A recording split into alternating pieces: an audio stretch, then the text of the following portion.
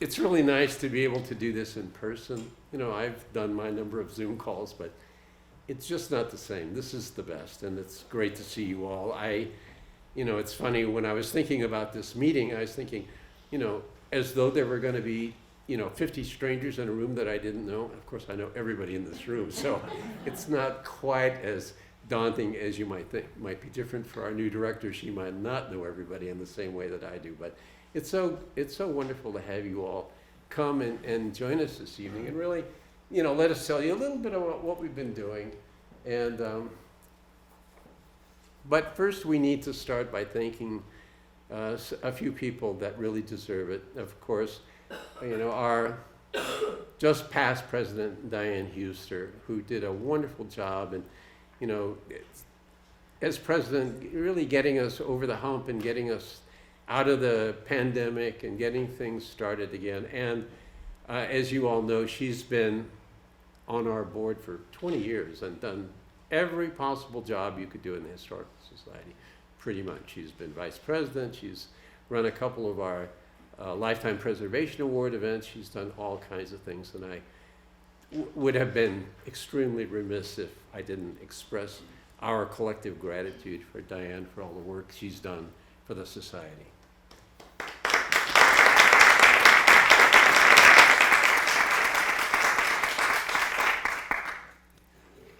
A little closer to home, of course, we have people we have thanked over and over again for all the wonderful things that they've done, but we can't thank them enough. Of course, James Warden, our board member, and Jimmy D'Angelo, a general contractor who has been extremely helpful working with James to do the renovation of the Stevens Center, and they're still doing it, as you can see from our work on the elevator, which they're installing now and will be done shortly. So I just can't thank both of them enough for all the contributions they made. I mean, we wouldn't be sitting here in this theater if it weren't for them. So we have so much to thank them for and be grateful for everything they've done. So thank you, James and Jimmy.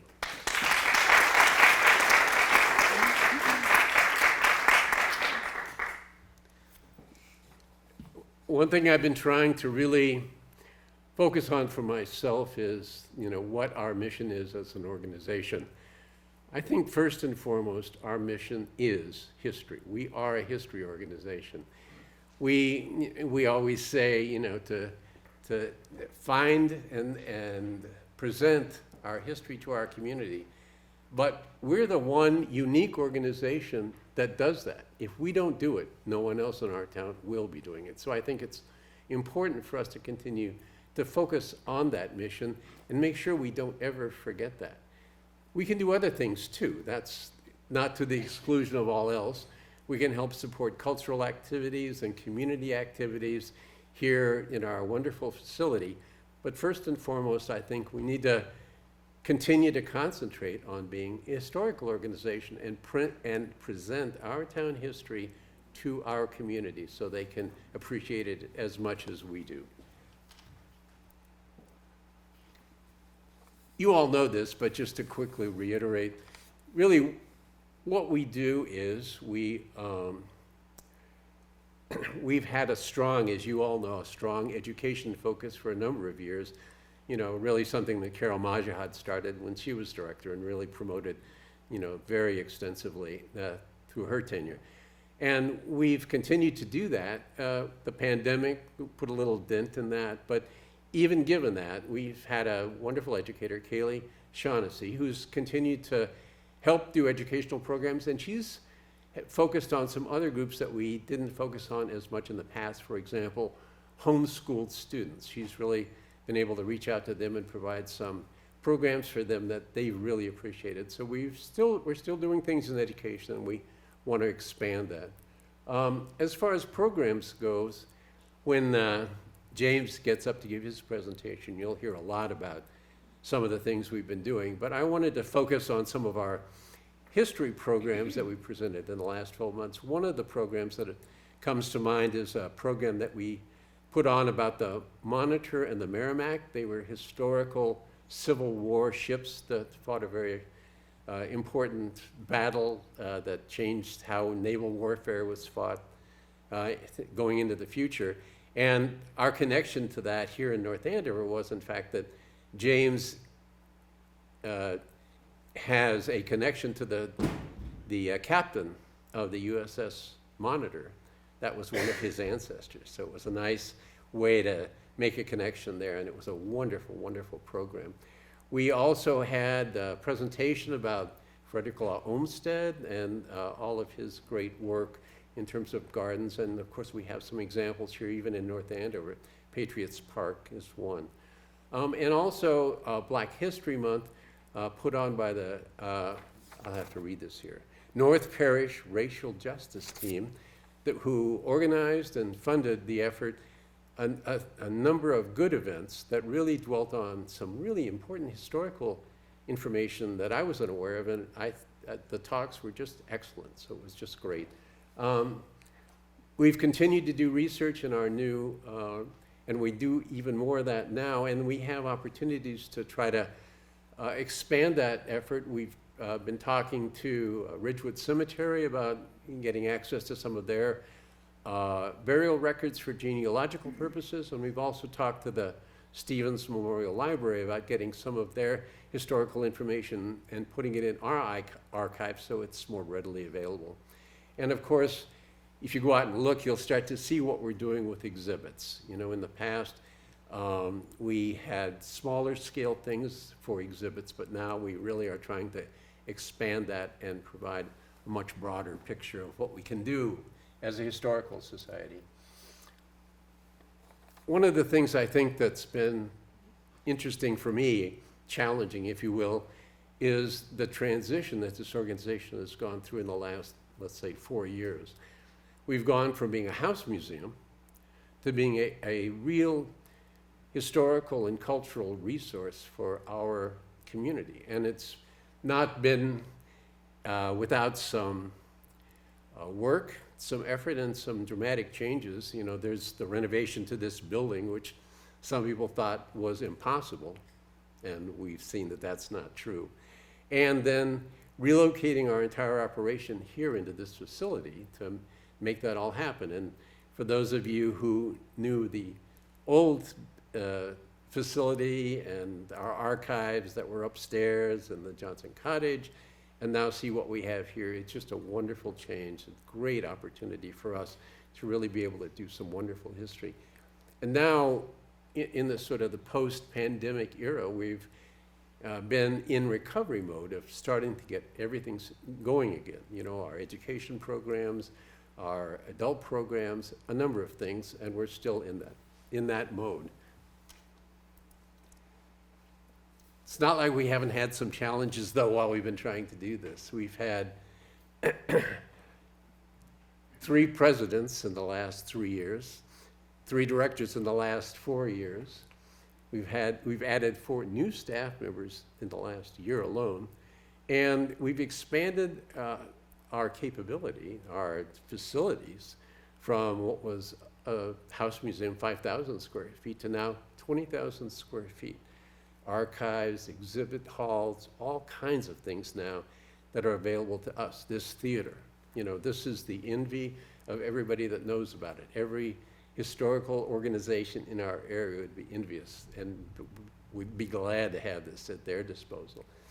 And all the things that we're adding too, like the cafe.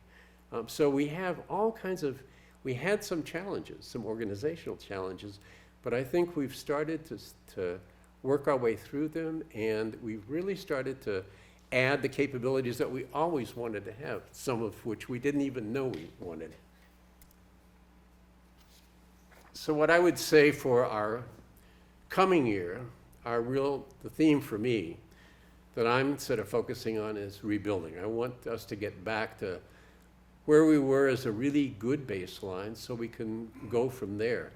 I want to make sure we get really reestablished in very solid ways our education program, which we've always been well known for, to really start to do more with history programs for adults, but all kinds of programming too. Be able to add more capabilities to help people with research. People are turning to us more and more to answer historical questions, historical research questions, and we have that opportunity to do even more of that. And you'll see what we're doing with exhibits, which will be, far greater than anything we ever did in the past. We were just, if nothing else, space limited. We didn't have the space to do significant exhibits, and now we do, and we're going to try to make use of that. And continue our collaboration with other organizations. We've always had a good relationship with North Andover Public Schools. We've been working well with the Stevens Memorial Library and, other groups in town, the Improvement Society, the Garden Club, all kinds of groups that we've collaborated with. And there are also groups beyond our community that would like to reach out to try to collaborate with, to other historical organizations like Andover Center for History and Culture, or the Lawrence History Center, or Buttonwoods and Haverhill. All of those organizations would really like to sort of see if we can do more with all of those groups to really enhance the offerings that we can provide. So while this is all going on, of course, our previous executive director decided that he wanted to take some career broadening opportunities and move on in another direction. And so at the end of 2022, he left us. And it was a little unnerving, I think, for us to think that now we needed to go find another director. We had been through that 3 years previous, and it had been a complicated process, I'd say. So we were had some trepidation about how that was going to work out. But we formed a committee of 3 members of our board, David Kress, Alex Loth, and Mark Svensson, and also got some help from a former board member, Kara Kaufman, who was on the last search committee for an executive director. And they started working the process and sent out solicitations, got some really good responses, and they winnowed it down to 4 candidates who the board ended up interviewing in early March. And I have to say that the process that they put in place was very thorough. We felt very good about the people that we ended up looking at. And I would say any of the 4 of the candidates that the board interviewed could have run our historical society, but one of those people just seemed to stand out head and shoulders among the others. Somebody who had poise, intelligence, certainly all the academic and professional credentials anybody could ask for. But I think more importantly to us, or to me, she seemed to focus on us, not on herself. Really tried to help relate to what she thought we needed and how she could help us. So in the end, it really wasn't a hard decision for us to pick our next executive director. So you've all been shaking hands with her. Sheila Hoffman is just a wonderful addition to our organization. We really have the highest expectations for where we're going to be able to go and what we're going to be able to do with her leadership. She's a wonderful person. She's exactly the kind of person we, I think, really want to have representing all of us as the society. And, we're just looking forward to, the future and where this is going to take us. So that's just a wonderful thing. So in a moment, I'll let her stand up and say a few things. But before we do that, there's just one housekeeping chore we need to take care of, which is the approval of the minutes from our last annual meeting in 2022. So I would entertain a motion to approve the minutes from our 2022 annual meeting as presented on our website. So moved. Is there a second? All those in favor say aye. Aye. Thank you. Now, I'd like to introduce Dr. Sheila Hoffman, our new executive director.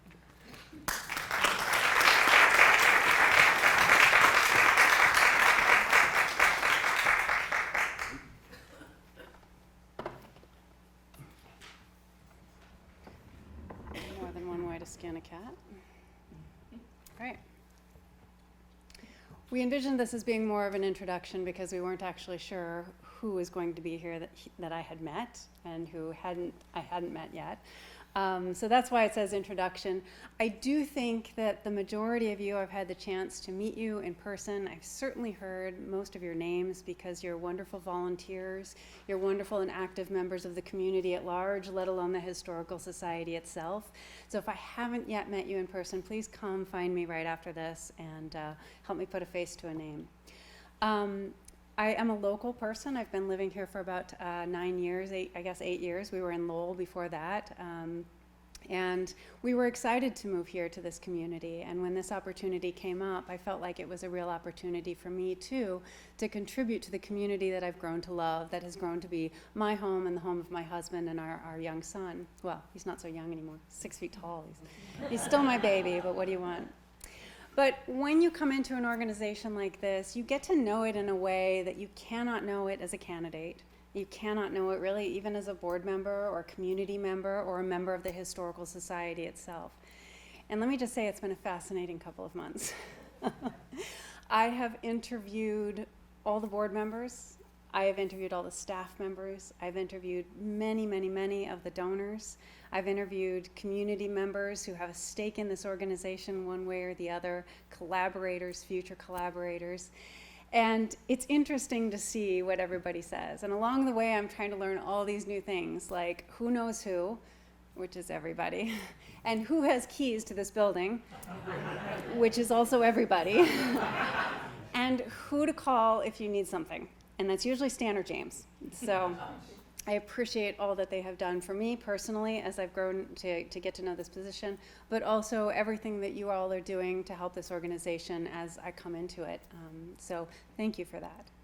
One of the things, though, that I've discovered is that there's a lot of kind of like ideas still floating around there that I'm not saying that there's disagreement. I'm not sure yet that there's complete unity on what people see us going towards.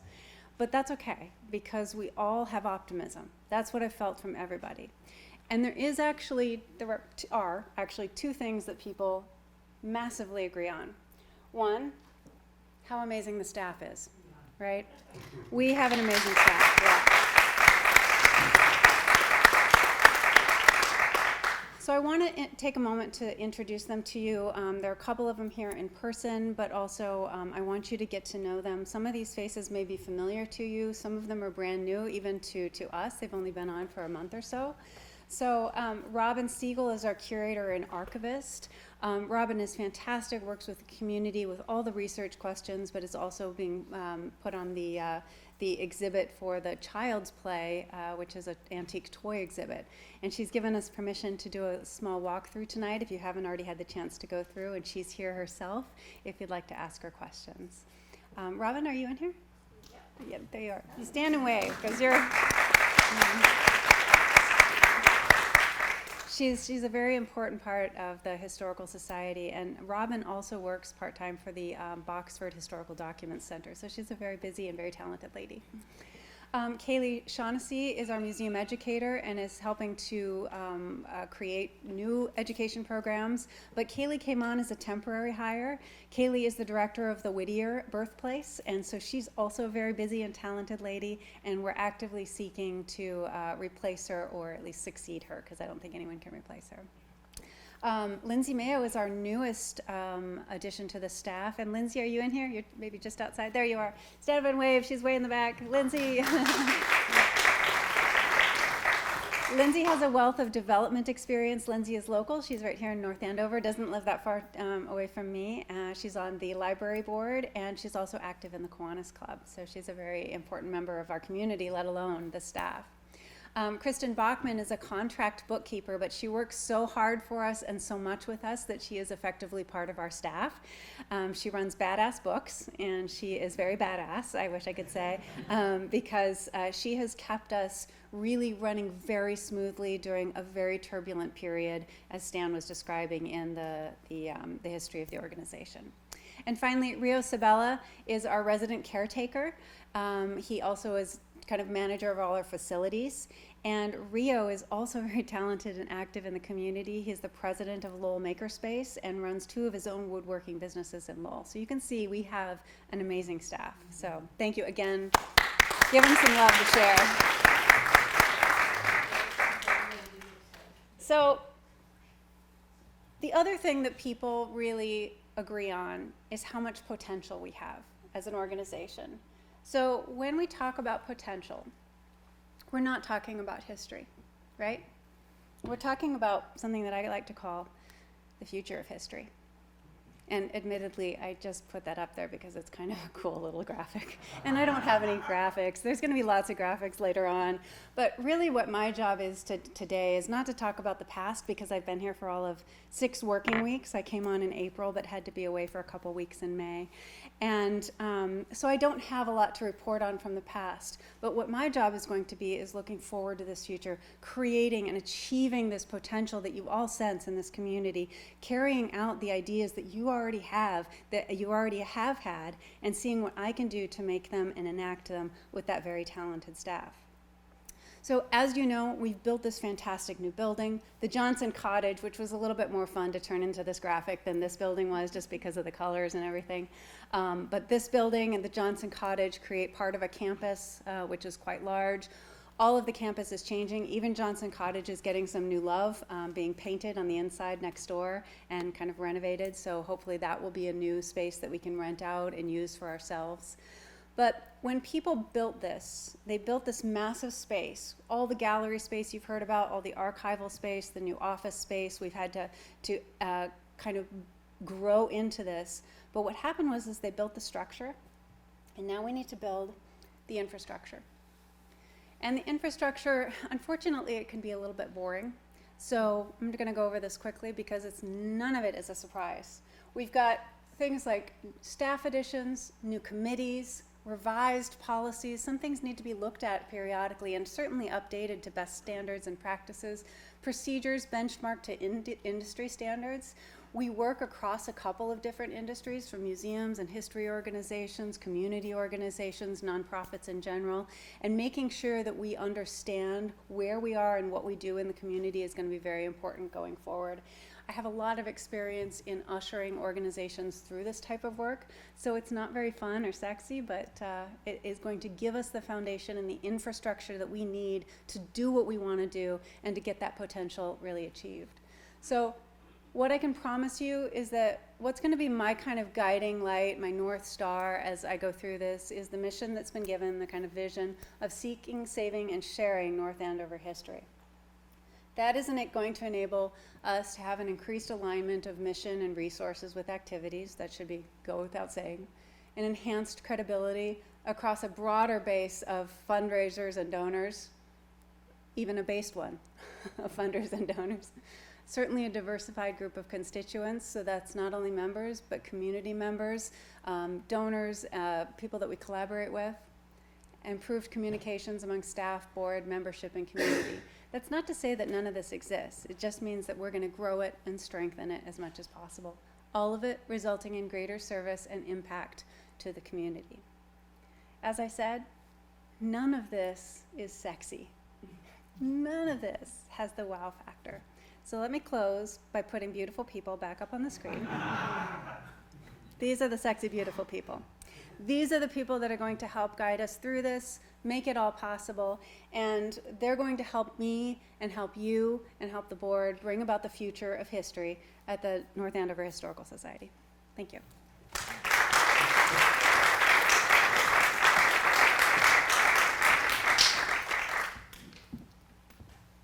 So now you can see why we like her so much. And let me just reinforce Sheila's point. There aren't organizations, there are just groups of people that do stuff. That's what we're really doing here. So with really good people like these, it's really easy to do good stuff. It's not sexy, it's a lot like work, but we can do this. It's going to be a great ride here. I'm really looking forward to it. Let me introduce our treasurer, Susan Haltmeyer. You know, she's been our treasurer for 4 years, and she's been through a lot herself. There's a lot that's gone on, from the capital campaign juggling monies in different accounts, going through a full audit, which he helped us successfully complete. It's been a real commitment on her part to really help us keep doing this, and we have a lot to thank her for everything. She's kept us legal, honest, and kept all the money flowing, so thank you so much, Susan.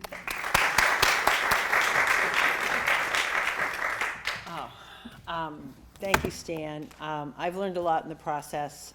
Ann Lagasse, who's here tonight, got us straightened out, helped us find Kristen, the bookkeeper, who keeps me sane. So I may drive her insane with my questions, but she keeps me sane. So page down, right? So first, I just want to give you a look at 22 actuals and the year-to-date through May 31st. So you can see our investments, as you probably all know from your own accounts, lost money last year, but we're regaining footing this year. Our subsidiaries provide a constant stream of income to us. Kathy Stevens called it the gifts from our ancestors. And the reason that we have almost as much year-to-date here as we did last year is we received about $26,000 from Mass Cultural Council. They were parceling out the remaining pandemic funds, and before he left, Mr. Howard had applied for one, and this check just showed up, and we didn't expect it. So that's great, and it's going to help us fund the what do you call it, Stan? I've been calling it the toy exhibit, but it's child play. We would have found other money for it, but it was nice to get it. So that's why the grant money looks almost as much in half a year as we had for last year. We also have CPA grant money, and we have one CPA project right now in the Johnson Cottage, and we were awarded 2 more at the town meeting, if any of you were there. But that starts the new fiscal year, so those new grants aren't in there yet. That is for the archives and for the Parson Barnard House, and those will start July 1st. The way it works is you spend the money, you apply for reimbursement, and they give it back to you. So we have to be able to pay it before we get it back. So that's a challenging cash flow issue for the bookkeeper and myself. And then on capital projects, you notice it's blank for this year. That's because we pretty much wrapped up most of the capital projects except for the elevator. And as it would happen, we've been spending a lot of that money this month, but it's just not showing up in those numbers through the 31st. But and it's not all spending either because, oh, I'm sorry, that's on the income side. I was ahead of myself. On the capital projects, we sort of suspended the capital campaign last year, and we haven't come back out and asked you for any more, and you'll see in another slide where we stand with the money that we have received and what we've spent it on. Expense-wise, we do have capital spending on the capital projects for putting in the elevator and the exhibit in the Energy Gallery. None of the child play is in there right now.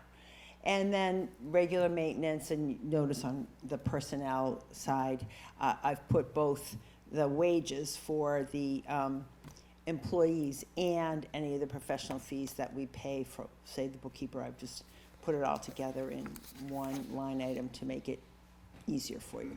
So we are ahead this year in the income side from our expenses, and that's very reassuring. Okay, page. This is where our investments stand at the ECCF funds, and Essex County Community Foundation is a little over, well, about $520,000 or $30,000 from the original 600, so we haven't completely recovered what we invested in December of 21. But our Vanguard investments have improved. They're not back to where they were, but they are definitely heading in the right direction. So unrestricted means we can spend it on anything we need to spend it on. The Duchamp Building Fund, we can not spend it in this building. We can spend it at Johnson Cottage and at Parson Barnard, but he specifically said in his, which is why it's listed separately, because it has that restriction on it. Oops, down. Okay, so this is what we've done with our capital campaign so far. The contributions are about 1.6 million, and we have a little bit outstanding in pledges, about 40,000. Then our expenses are catching up to what we collected. So you can see the balance is a little bit, about $300,000. And of that $300,000, the part of it is restricted to the energy exhibit, and the rest of it we can spend where we need to spend it, which is largely on the elevator. So, the review of the 2022 financials is underway. It's not an audit this year because we didn't raise over $500,000 last year as we did in the prior 2 years when we had an audit. So we should have had an audit for 19, but we got a 1-year waiver, but then we had to audit 20 and 21, but now we just have to review 22. The auditors found no disagreements with our management, which was very reassuring.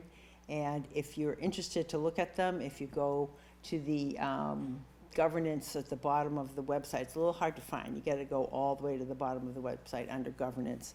The 2021 financials are there, and as soon as we sign off, which I expect to do at the August board meeting, then the 22 financial review will be put on the website. But we need that board sign off, and before I can do that, and also the tax returns will be there as well. So, as Stan said, there'll be a time for questions later, so that's what I have for you right now, but I will be here afterwards if you have any questions.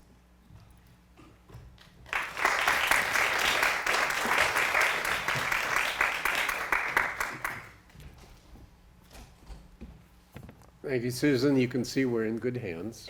At least we know where all the money is and where it needs to go. So now let me introduce James for his presentation. I think you'll see in his slides and in his words his enthusiasm for what we're doing here and how he's contributing. Everything about what he is and what he does is just all focused on making it better for all of us. Now, having said that, he has as many charts as the rest of us put together. And he's promised us that it's only going to take him 10 minutes to do these charts. So now we can all get the timers out on our phones and push the start button when he comes up here and see how close he comes to 10 minutes. So, James, thank you so much.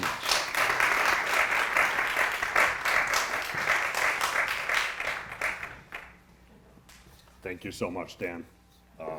Yes, someone give me a 3-minute warning, would be appreciated. So yeah, it's been a crazy time, the last 3 years of a lot of our lives, especially for me, for my life.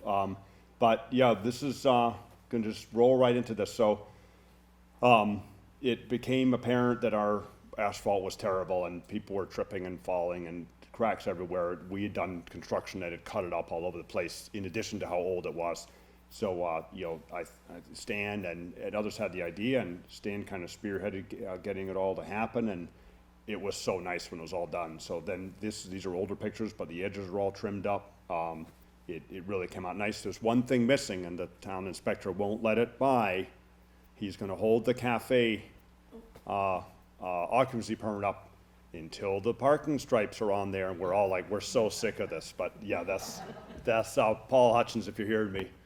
We won't forget your lines. This is another little piece of the, in our order of conditions with Conservation Commission. We had this 5x5 handicap pad that went outside the theater right there. If anyone has to emergency out of here, up the ramp and right out there, and it's all level smooth with the asphalt now. It's very nice. So we may even one day use that as an entrance for the theater one day. It would be fun too. And I always like to do extra things when we can, if we can squeeze it in. Before chopping up a brand new parking lot, let's think ahead. We put geothermal pipes over to Founders Hall. This is at the Stevens Center side, in those outlets there, what used to be restoration for textiles and things that they had down there, all kinds of sinks and work tables. But we put the tubes through 4 feet under the ground. They go right over to Founders Hall with an electrical conduit. So we're ready to geothermalize the Founders Hall whenever we get a grant, to probably 50 or 60 grand to do that. And then it'll suck off the system here that right now has some extra to give, some extra free energy to give. So that's an exciting future. So under the brand new asphalt is those conduits. So this is a really fun, simple thing. We had this idea from a long time ago, and I found the perfect allegory over at Pingree School. They have this exact setup where they took a door, I think it was, they made a new door, but with the Christian cross lights, the 6 lights on tops being replaced by glass. It was a very unwelcoming door, and it wasn't safe, because if someone's coming up the door and you're inside and you push that panic bar out and it slams into someone, but it's also so much more welcoming. It lets light in, so it was really fun to get that. And of course, with me being around, of course, it's double glass and blah, blah, blah, so it's gonna be energy efficient. Crazy amount of events. This isn't probably half of them, but the type of different events we had. And right now, we're kind of on a slow path until we kind of get our exhibits in and figure out what type of events we're gonna do here. But we're definitely gonna do lots of events that the community will enjoy, obviously focusing, on historical events, but also other types of events that people can enjoy. This are just some snapshots. The Cub Scouts they've used the place here about 3 times. They had a derby, the Pinewood Derby, and then this was their multi-den meeting, or whatever the different relegations are. Multiple groups were here, and you can see them all trying out the generator bike there. But they had a lot of fun. There's plenty of space for that type of event. This was a maker's market. This was very successful. It had 1,000 people here, Santa and everything. This type of event will be a little big for the space we'll have available once our exhibits are in, but maybe we can accommodate smaller things. And I think there's talk, I don't know if anyone else is talking about it, but we might do something with the Parson Barn. We might be able to use Founders Hall. We might be able to use several spaces to put something like this together. They did all the work, which was great, and they gave us the money that they had available for it, that they got from all the vendors. So it was kind of nice, but it was just a nice thing to bring in the community and share the space. We had our own little holiday event. We set the place up, put candles in the windows. It was, show off the building, get people together. And the theater that you're standing in, Brian Fraser, definitely main man here, has helped us with basically everything you're seeing, hearing, touching, whatever, all these things. He helped us figure out, funded a lot of it, and helped with his own hands and some of his staff to help us run the wires, get the place out. But he's up there filming us right now. So can't see him, but.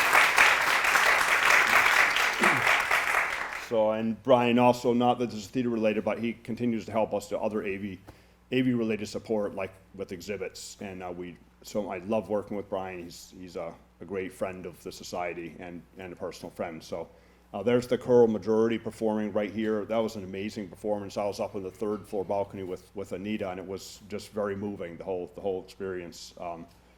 Apparently it brought some COVID around, but whatever, it was worth it.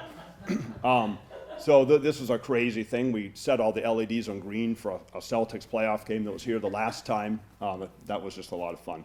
And we had a magic show that one of our board members, Stuart, is connected with Harvard University, and the Harvard student magicians did a whole show here. It was, was it 2 hours or something? It was a lot of fun.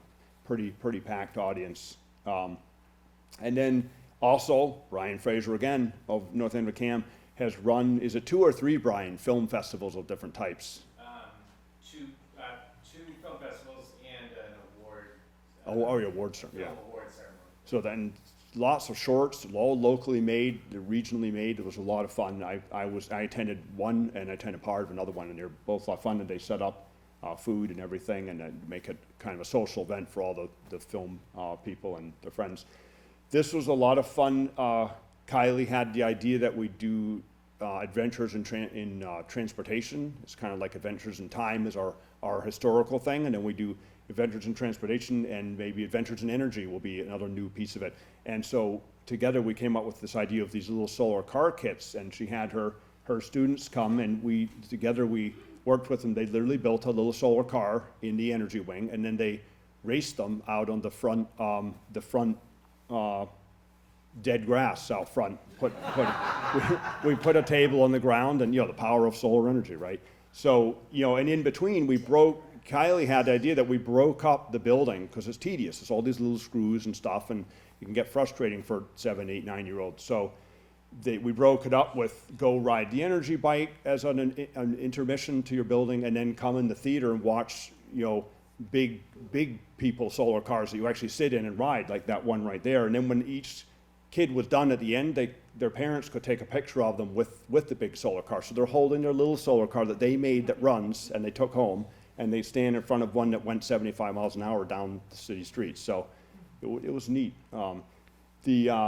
Before you walk out, there's big toys and big toy exhibit and little tiny toy exhibit. So definitely take a look at the beginnings of our train and trolley, North Andover train and trawler history exhibit, which is way at the back of the energy wing. The idea was to have eye candy to suck people into the energy wing, and then they'll have to see all the other stuff we want them to learn about. But there's a few different exhibits there that Bill Tarbox was the main man in it, and Stan also helped us get these the little indicator descriptions and cards together as we put those up. And biggest addition was Michael Linehan and his wife, together with Bill Tarbox, we spent a bunch of time and got this amazing exhibit from Boston. It's a $60,000 fully electronic train set that makes a great interactive for the train and trolley history of North Andover. So that's a lot of fun. It's running right now, and we're going to put it in a motion sensor like many exhibits will be, so it'll come on when you come in. But don't forget to take a look. Look at the big toy exhibit first on the left, and then make sure you look at the right if you haven't been over there. So this is really fun. I have a little sample here I'll pass along. I like to touch everything, and I know kids and exhibits, everyone wants to touch things. So if you feel those, this is actually bricks that's Bob Allegretto, who I think is here, who's the CAD guy and designer who took this whole building that you're in and put it into CAD. So even though it was designed in 1960 when there was no CAD, he put every brick, literally, of this building is in CAD, every surface, every wall, every roof. So we could build a 1/40th scale model that's on the exhibit, that crummy picture of mine and the sketch on the right. This is the exhibit. You'll see a rough mock-up of the exhibit made out of paper and cardboard. And definitely shout out to all the volunteers helping this, Bob Allegretto and John Lenhoff, John Lagasse, and Dan and Missy Belbusti. We are working really hard. It's a lot of hours, but we're getting this done. Obviously, we have professionals involved too, to take our output, our ideas, our thoughts, and put it into the actual exhibit. So this is the mock-up you'll see over there. And this is where as we get professional. So that sample was made today. That's a sample cut from the CAD that Bob made, and that's John DeSalvo, the cabinet maker, who's the picture of the train station up at the back of the hall. That's their factory down at the train tracks. All this connects together. And Bill Tarbox donated the sign that was on that station that's now over the picture in the Energy Gallery. But that CAD then goes to a giant robot that cuts out these panels and will cut out every arch and basically every brick will be inscribed and cut out, and then the roof and it'll all go together. And all that's fine and dandy, but the big idea is that this exhibit will be an interactive exhibit that will teach you about all the phases or the facets or the puzzle pieces that make net zero energy. And you'll learn all about that soon. Around is like insulation and windows. So the very professional color box industries has gelled down everything we thought we wanted to teach people into bite-sized things that, I remember when Stan was in one of our meetings with them, they were like, this isn't a PhD class. We can't like try to expect people to understand what like, geothermal like heat pumps and, we have to make this so people can actually learn something, not just put their hands in their head and walk out of the room. So that's what Colorbox is providing us, is taking this to a learnable thing for the right middle audience of sort of middle school through high school and adult. But it's not going to work very well for fourth graders or second graders. They'll get something out of it, but we're trying to get that region so we can have the most learning for the most people. Again, North Andover CAM, together with ECAM, we'll be doing this in stages, but the various technology, the videos, the iPads, Sheila and I were just talking about QR codes. We're trying to make this be very cutting edge, very modern, and let people learn in all different types of ways.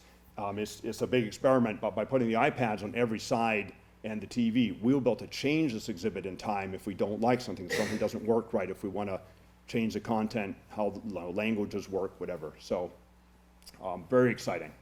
So there's just some snapshots of building it.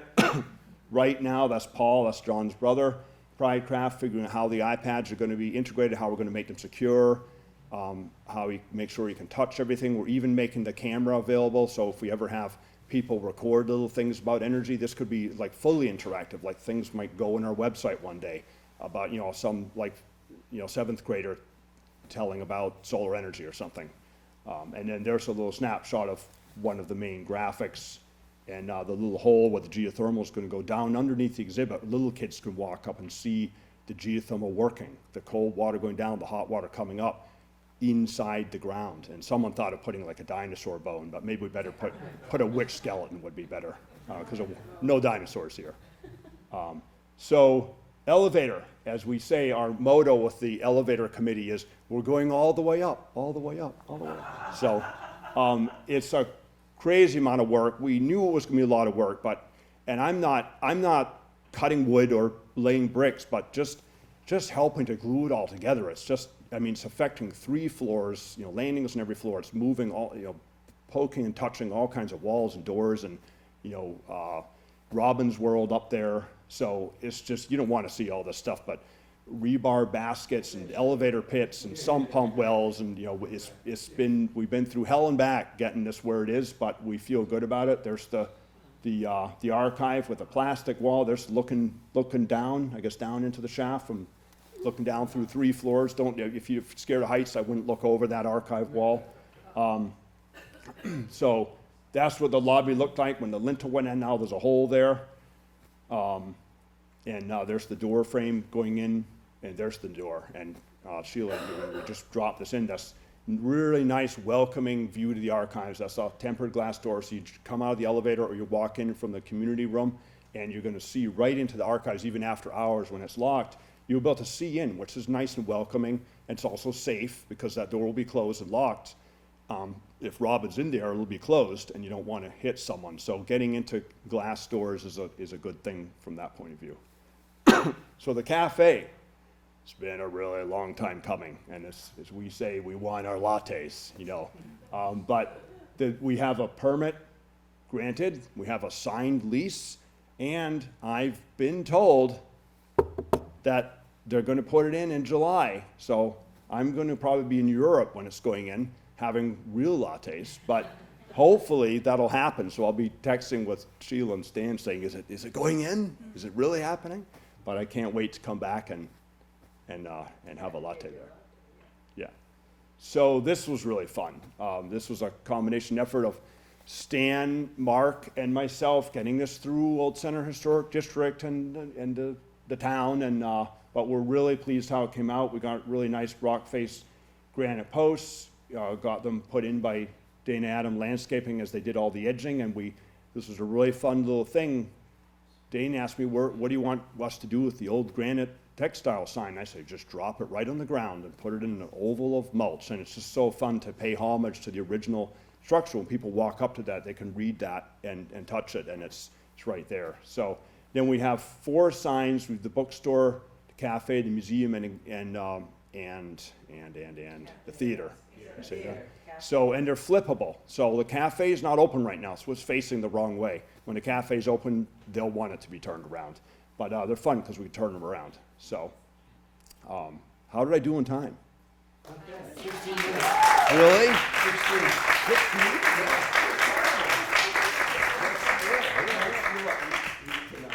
Yeah. So now we can calibrate James. He said 10, but I gave him 10. He did 16. So that's not bad. That's not bad. It could have been a lot worse, right? So I think one thing that I had been thinking about when I was, putting together some of these ideas was this year, this organization is 110 years old. And this year, this building was first used 60 years ago, right? About 1963 was when they moved into this building. So we have a lot to celebrate here. Not only that we're a 110-year-old organization still moving forward with so much potential, but that we've been able to take this building, which was built as a museum, as you all know, the Merrimack Valley Textile Museum, and refurbish it and repurpose it to continue doing what it was built to do. So I think those are both really exciting things. Now I'd like to introduce Tracy Wakeman, who's going to give us some information about our nominating committee, both for officers and directors. She was part of a committee that was herself, David Kress, and Alex Loth, who did some very important work not only on the nominating committee activities, but also doing some review of our bylaws where we still needed a few more changes. So she'll be telling us about the nominating committee activities, and then Mark Svensson will come up and talk to us about bylaws. Tracy.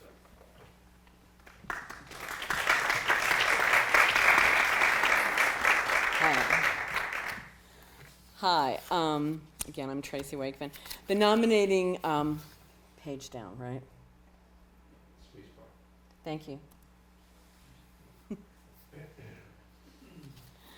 Okay, so the affairs of the society, I'm just going to go ahead and read these.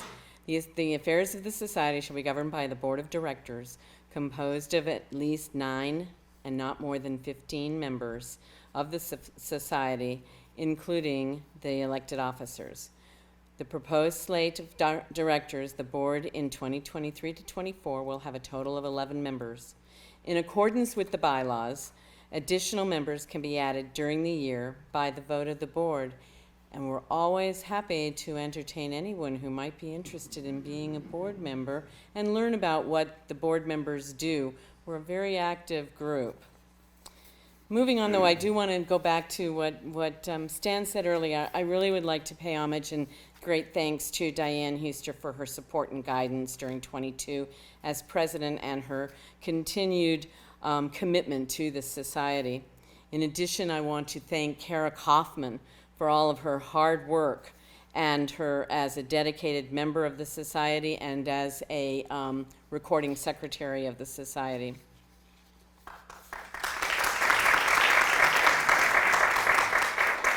Oops, spacebar.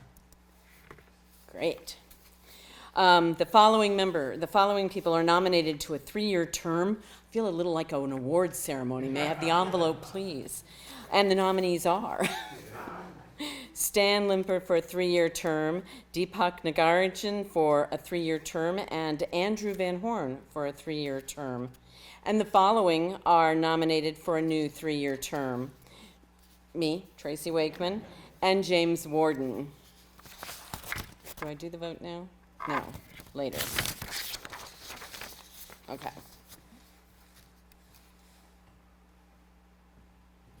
This slide is just going to give you an indication of our board as we stand, when we originally came onto the board, and when our new terms will expire. You can see some of us have been on the board for quite a while, and and are happy to be on and continuing on into another term. Oops. The proposed officers for our 2023 to 2024 term are voted by the board, and no later than the board meeting in accordance with the bylaws, officers are limited to serving 4 years in the same office, with the exception of the treasurer. So Stan is, as president, is in his first year. Our first vice president, Alex, is in year 4. The second vice president, Mark Svensson, is in his 3rd year. The treasurer, Susan, is in her 5th year. And I am in my 1st year. I think I need to go to the president for the vote, please. I think that's. You could do that, or I think you do that. yeah, I can do that.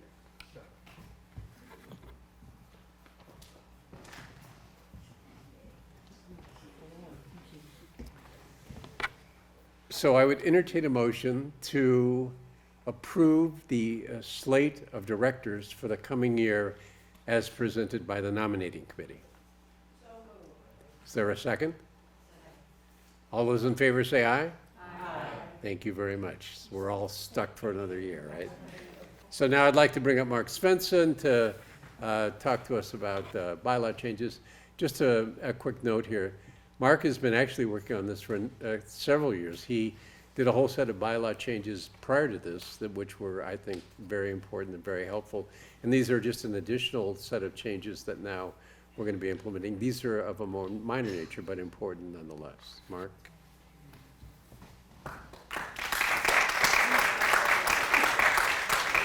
Thank you. We found all my spelling mistakes from the last time, so. Two things I just want to say before we get to the bylaw changes. Wherever James is, I'm disappointed we didn't bury a tunnel so we could walk from here to next door. That would have been great. And my last thing, and I share this in case you didn't know this, I'm active in the Lawrence History Center, and they just demolished the last operating movie theater, the Showcase Cinemas. And Lawrence at one point in time had more movie theaters per person than New York City.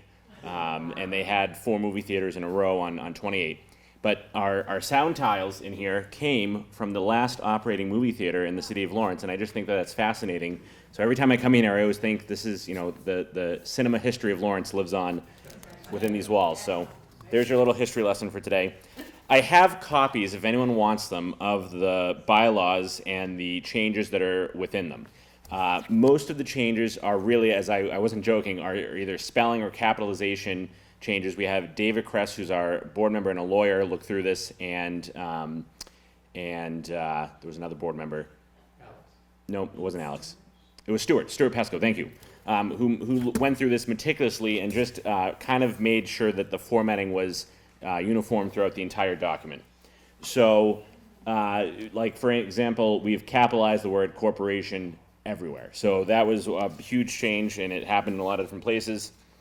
What is this one? This is, There was some ambiguity. there was some ambiguity. So this is kind of what Tracy went through, is that we can have at least 9 and no more than 15 members of the society, board members, that are elected. So you can see the changes, the strikeouts in red, and the additional text in, or the modified text in yellow.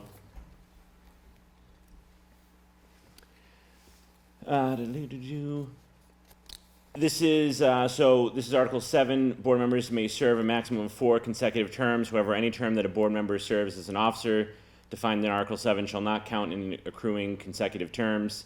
A term shall be considered a full term if the replacing board member serves 50% or more of the retiring board members. So this is just to kind of talk about that if you're an officer, that doesn't count in your tenure time.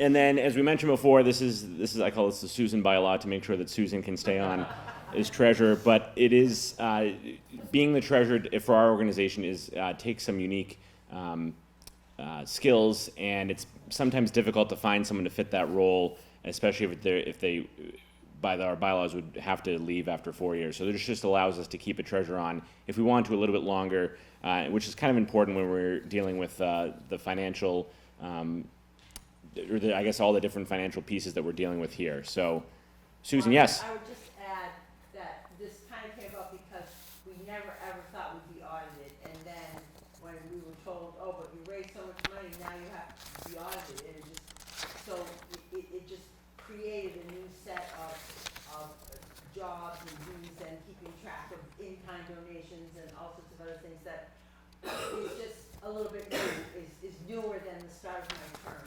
So to make sure that we have all of that smoothly running and that it easily handed over to the next person, it was advisable to at least add one more year, so that we didn't have a disruption and go through what we went through before.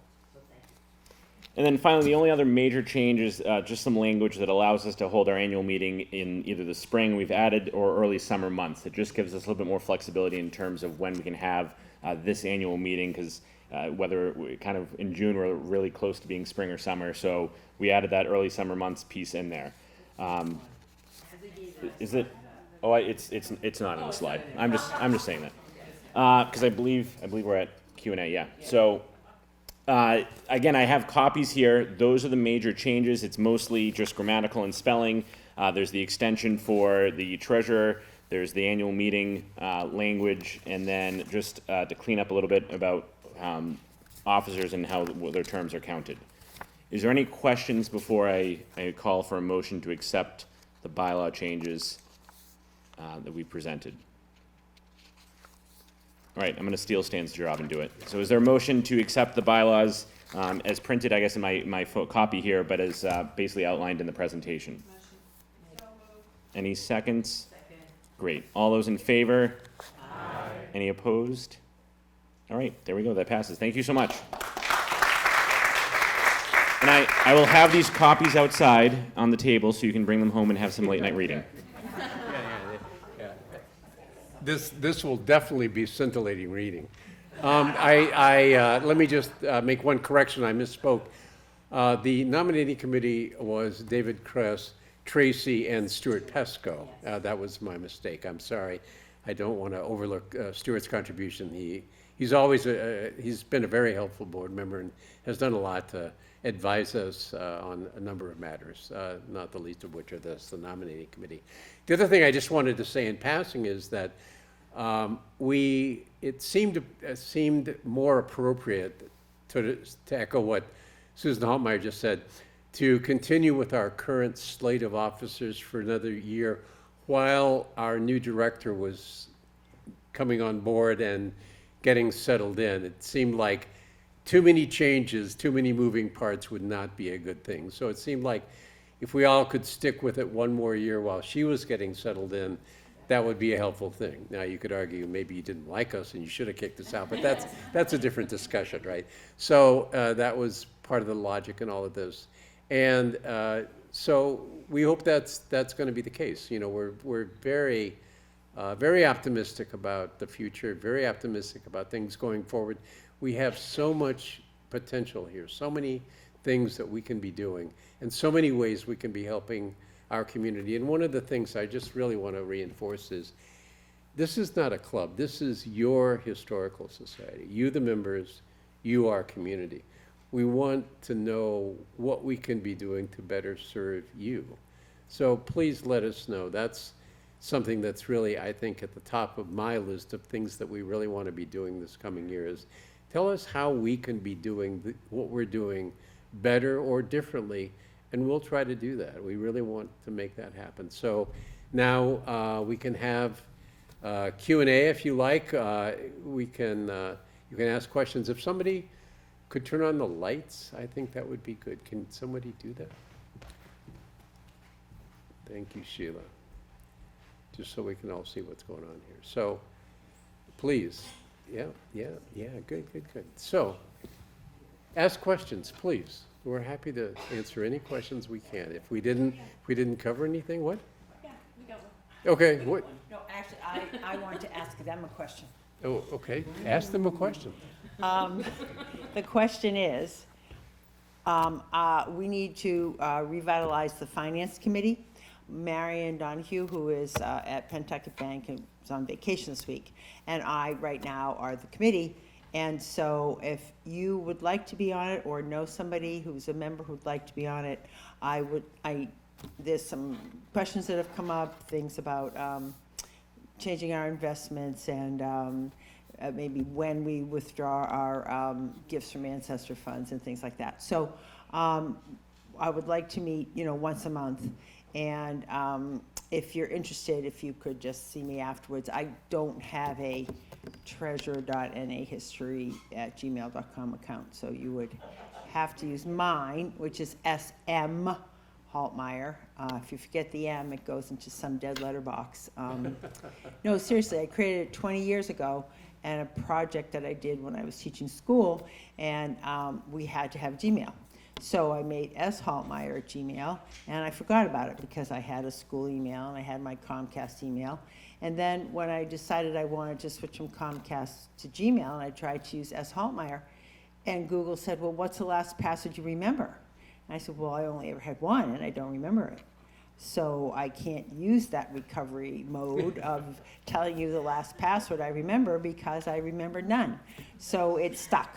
It's been stuck for 20 years, probably a million emails in there. So smhaltmeyer@gmail.com. Thank you. Good. All right. So, I mean, you know that wasn't a question, right? Yeah, was a question? Oh, I see. Do you want to help, right? So please, do you want to help us? Any other questions? Anything we can help you with? Hopefully we were clear enough. We've communicated well enough, and I hope we dodged the boredom bullet. We can only hope, right? We tried, and so thank you all very much for coming. Thank you very, very much. We really appreciate it, and thanks for all your support throughout the year, through your volunteer work, through everything you do, your contributions, your donations. We really appreciate it. We certainly, of course, couldn't do it without you, so thank you. Now, some instructions. We have cupcakes out there from our local cupcake person, right? Who you've seen her truck, Nadine Levin's truck around town. Those are the best cupcakes you can possibly get. Here's the deal. It's one per customer, right? So you can't take a dozen. Don't do that. Don't pick up a box and walk out. It's one per customer. And the only exception is if you have an aging family member or a young child that can't live without a cupcake, you might be able to take two. But that's it. So the only other thing I wanted to say is, can all the board members walk out of here and go into the Energy Wing so we can have a quick vote on the officers before we leave? Thank you very much. Thank you so much for coming. Thank you.